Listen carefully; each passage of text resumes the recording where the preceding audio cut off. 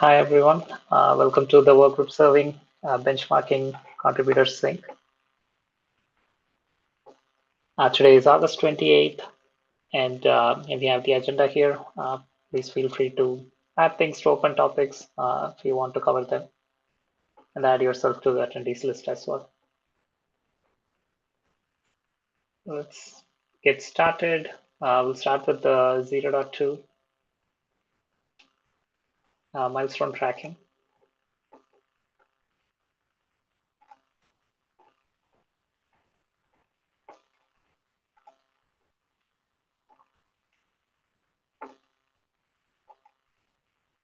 Looks like we have closed a few issues. Just nice to see.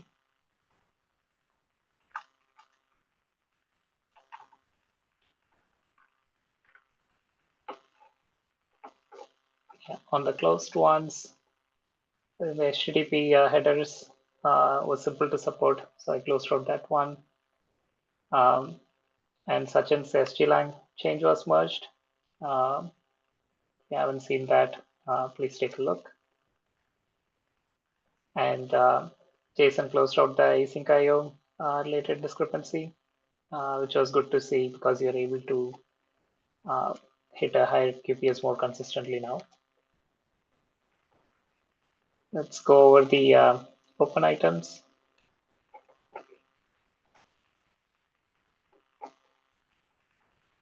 Shreya, do you want to briefly talk about the tracing support?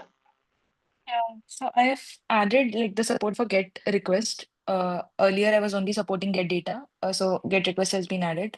I'm seeing like some timeouts, unusual timeouts when I use get request, like as compared to when I used get data. So I'm trying to debug that, but I think overall like I'm kind of like done with the implementation, and the testing also looks fine to me. Yeah. Cool, that's good to know.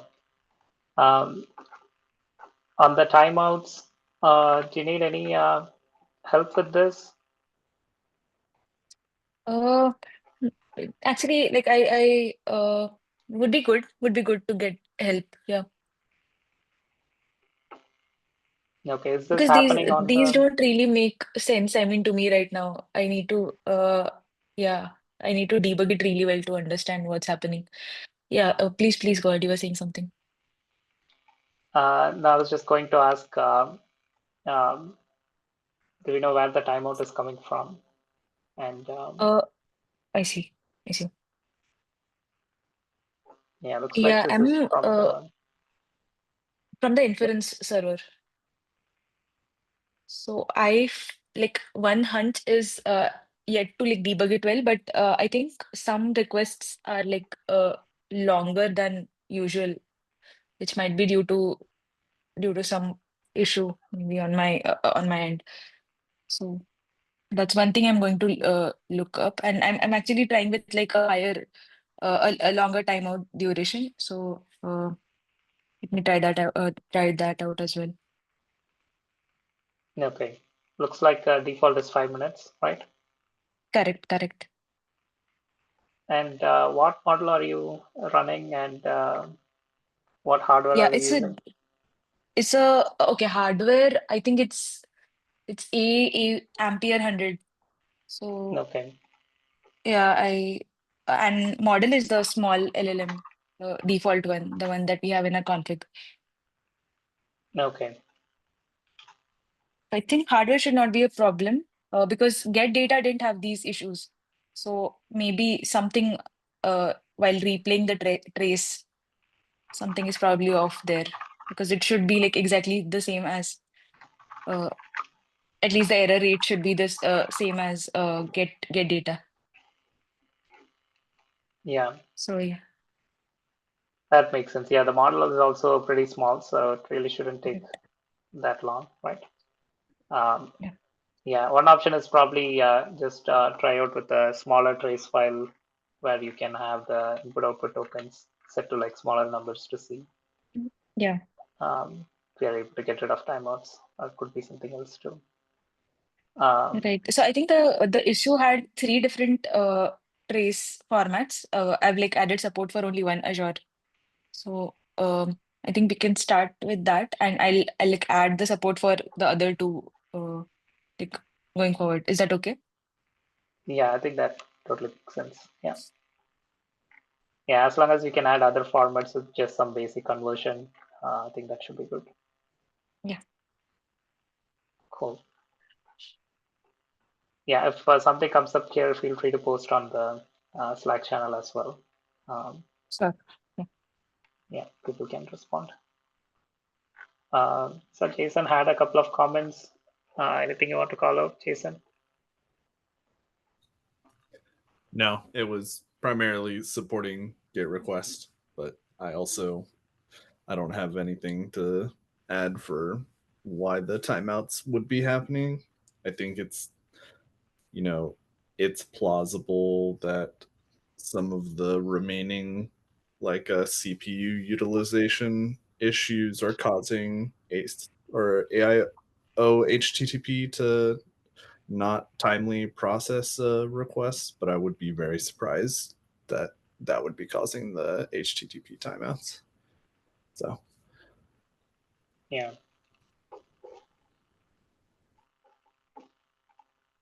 Makes sense. Yeah, I'll update my like debugging results on Slack or maybe in a comment on this PR itself. Sounds good. Thanks, Shuri. Cool. Yeah, let's look at the other ones. I think automatic request rate sweeps. Jason, you're looking at this one.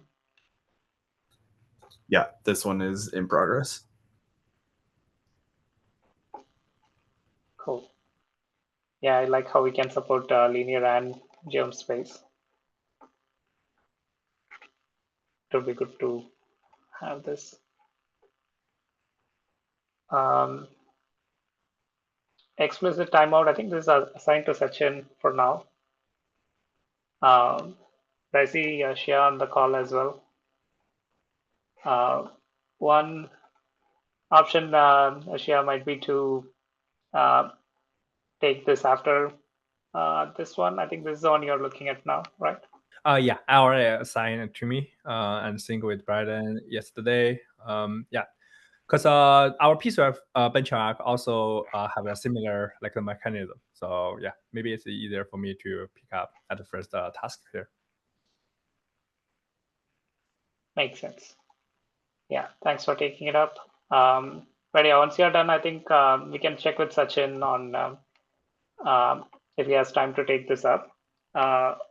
If not, I think this one would be a good one to take up, right? Mainly like providing the ability to set optional timeout. Right now, the default is 5 minutes, and sometimes when there are some random failures, you can get stuck where all the requests fail, but you don't have any visibility into it until the end of the run, right? If you don't run in debug mode.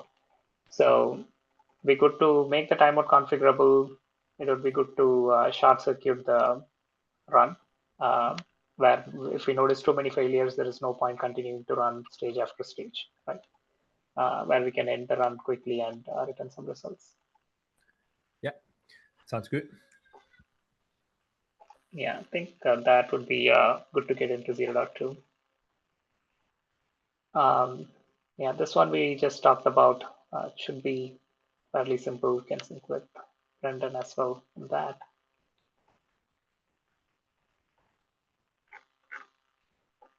Yeah, looks like Radhika took this one.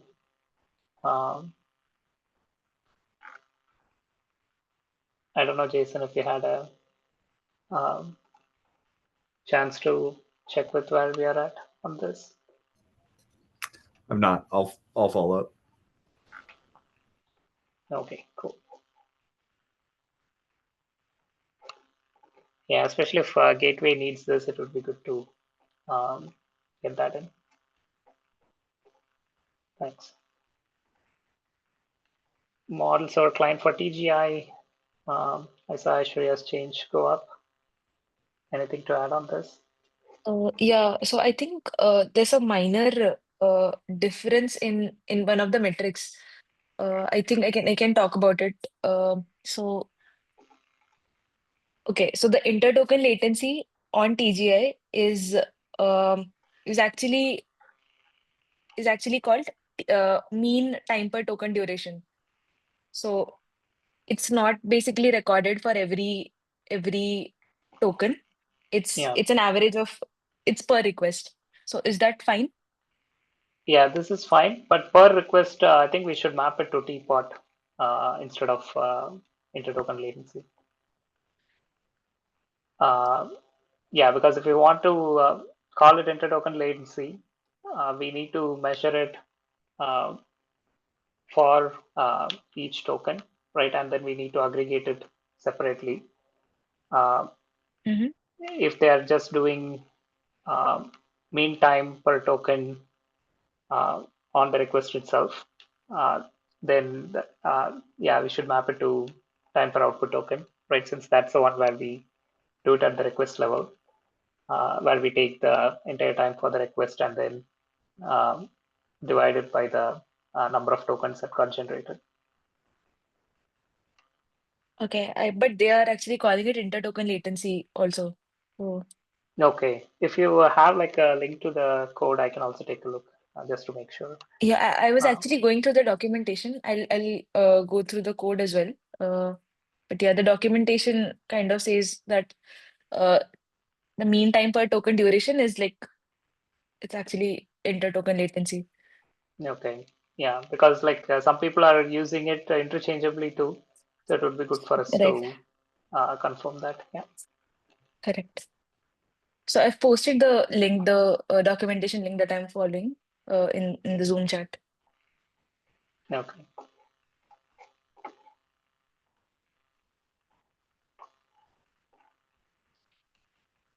Okay, let me take a look too, and then we can resolve it on the PR. Yeah, But yeah, otherwise I this think looks yeah, good to me. Yeah. so Yeah, and adding newer model servers should be easier now that we have some examples. I think someone wanted to add Olama, so I'll see if we can get them to contribute that.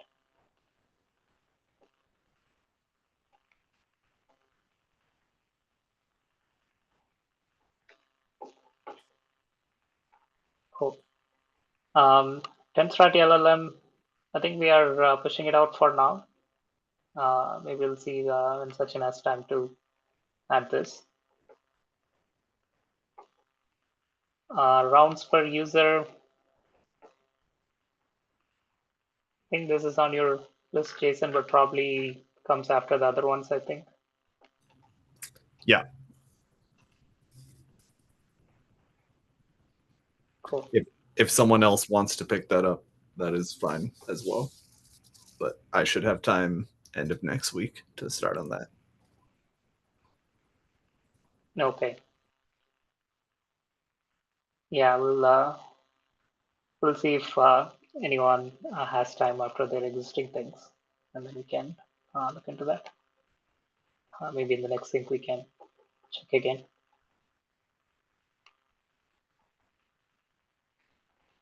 Prometheus stage metric query. I think someone looked at it because we marked it as a good first issue.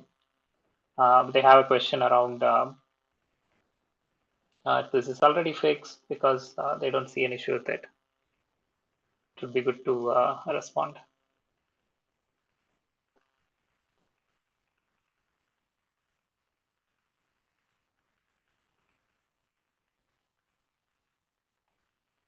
Yeah, they're saying like, aren't we joining all the requests?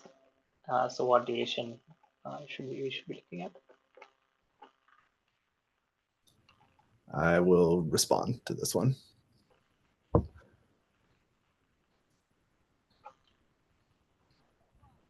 Do we still collect after each stage the Prometheus metrics? yeah, we do. Okay, makes sense. Yeah, it would be good to provide some guidance here. So Yeah, otherwise I think we are in a good spot overall. Like most of these things are already in flight. So hopefully by next week we can be much closer, and then we can decide when we can cut the release. And thanks for all your contributions.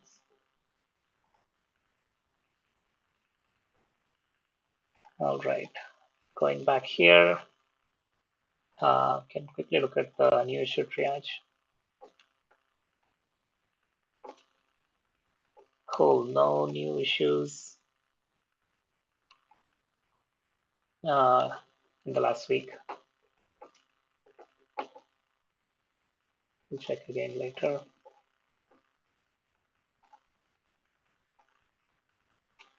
Let's look at open PRs and recently merged ones, if any of them need support.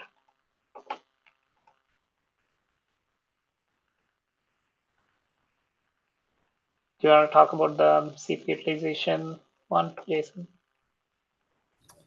Yeah. So the previous load gen change did reduce IPC overhead and let us hit higher QPS.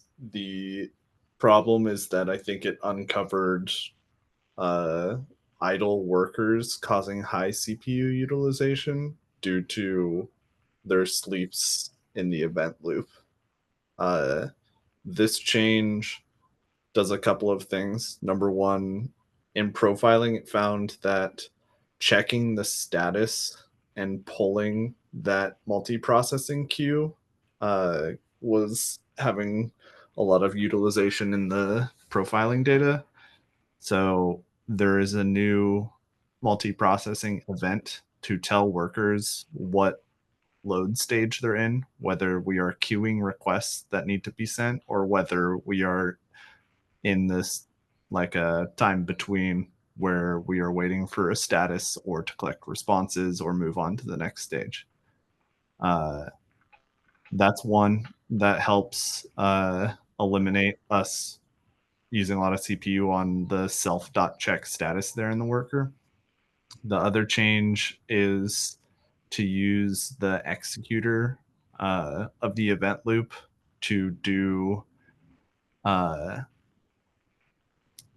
use multiprocessing queue.get instead of .get no wait, which basically offloads to internal async IO handling of queue pulling versus relying on sleep. I think the long-term understanding of all of these changes is really that async io.sleep can be really undependable. And it essentially, it's not a passive sleep. It is like a busy sleep for a worker. So this is all trying to get each worker process's event loop, which handles all the execution of tasks, to be freed up to actually do the tasks. Part of these findings you can see via time, where we see the like user CPU time shrink from many multiples of the real time versus essentially zero relative to the real time. So I'm still doing a lot of testing with this. I have a couple of deadlock bugs with multi-stage that I'm working on. But this in general is the next perf improvement for load gen. Makes sense, yeah. This actually looks great that you're able to bring down CPU utilization quite a bit. So it looks like the main one was kind of busy sleeping and checking the status, right? Yeah, and the situation was made much worse when concurrency was high, but actual load was low, and you have many like waiting workers, and they basically just hammer the check status queue polling. Okay, because workers are not busy doing stuff, right? Correct.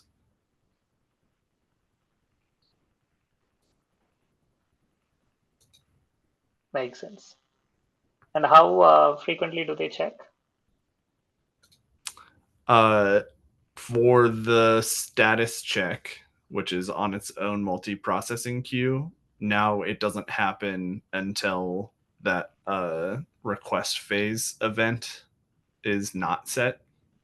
So the main load gen has like a multi-process safe flag that lets the workers know whether they're in the request phase or not. So we don't do any status queue checking until we hit the time that it needs to, and then it should only pull once per second. But at that point, it doesn't matter because we should not really be executing like that many requests. And then for the actual request phase, the run and executor pull off of the request queue has a timeout of 5 seconds, and the actual pulling's left to the internal mechanism of async.io. Okay.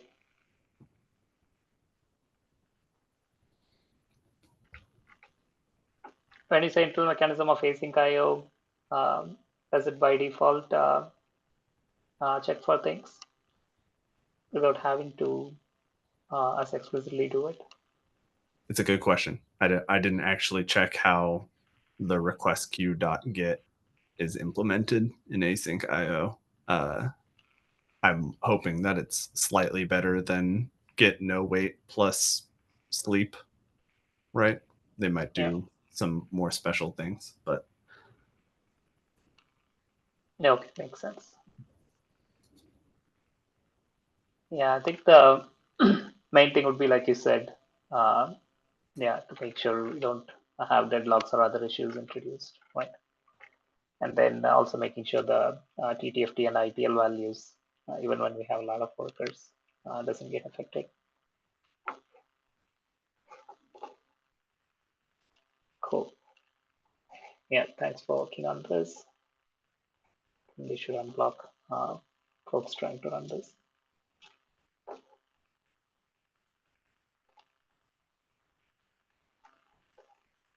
Let me quickly go back here.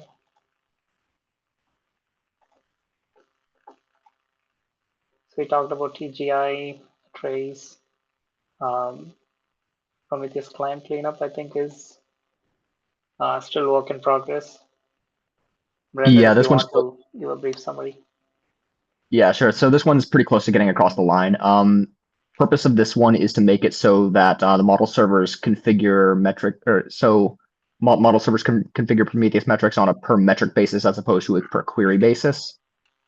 This makes it so that you have like assurances that say gauge metrics are going to contain mean, median, P50, P90. The purpose was to get similar behavior to what we had with the old tool or the previous version of this tool. It did require a bit of refactoring on the metrics client side, since the metrics client did have a dependency on model server and load gen. So that created a circular dependency. So I had to do a little bit of reworking to eliminate that circular dependency. But so the size of the PR ballooned a bit. I'm open to splitting this into two separate ones.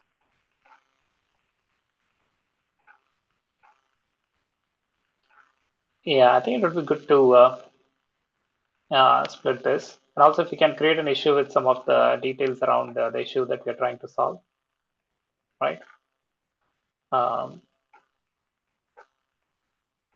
Yeah, and then it might make sense to split the PR. Maybe first one to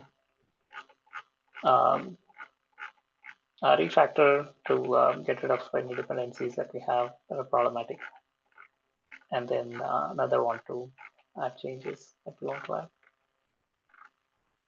Can do that.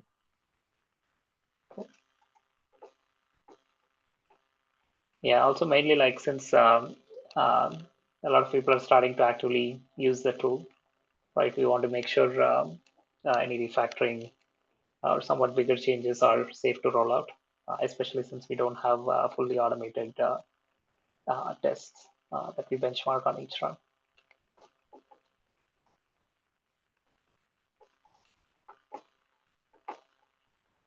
Cool. So those are the recent open PRs.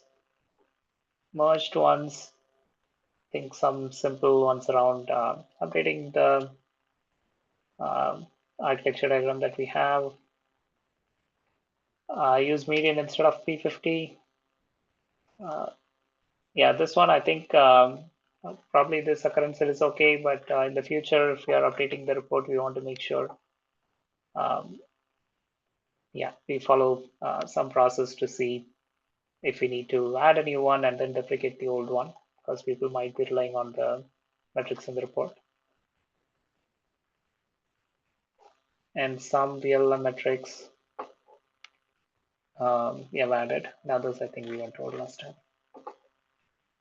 Cool. I think those are the ones we had. Any last minute topics from anyone? Yeah, I have something to discuss. Is it okay, like if because we are over time, almost over time now, is it okay if I like discuss a few results? Yeah, we can take like a minute or two. Yeah. Sure. So I was actually like running the Azure data set on get data versus get request, and I wanted to just share the results. Maybe okay. Can I share my screen? Yeah. Let me make you a presenter.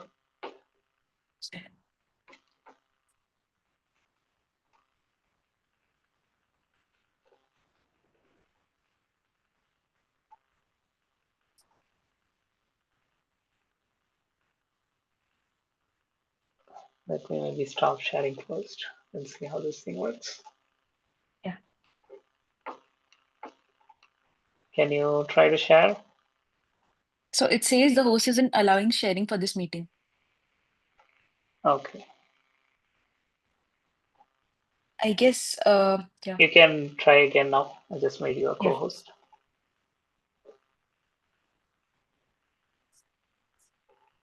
Just a second.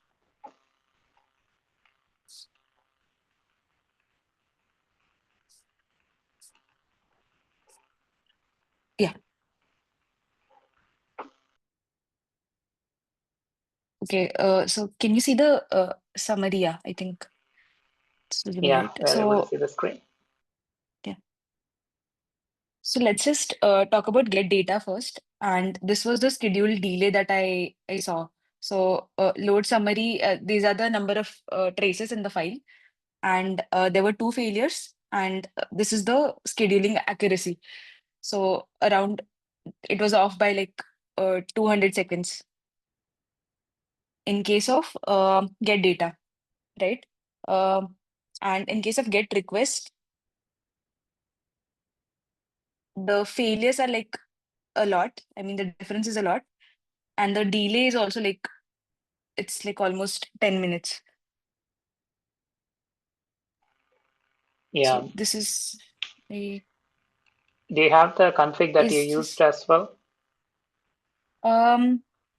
config, For example, how yeah, many I guess. QPS or oh, that will be in the trace data, right? Exactly, yeah. It'll be in the trace data.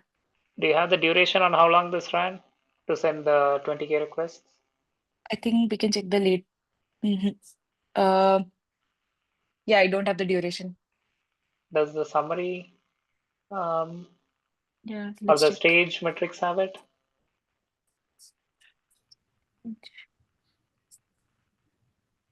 Send duration is like 12, 1280 seconds. Okay. Makes sense. So I think recently Jason fixed some things related to it. Are you on the latest main with these changes? Yeah, I am on the latest main. Okay. Do you have the config that the run outputs when it shows you like max workers and num concurrency?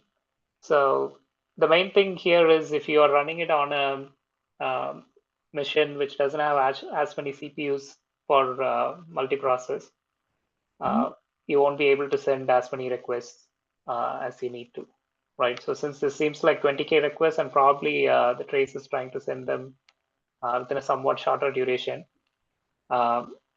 you would need to have more CPUs to get high enough concurrency, right? Are you running it on like a bigger CPU heavy machine with more I cores? don't think so. It's Okay.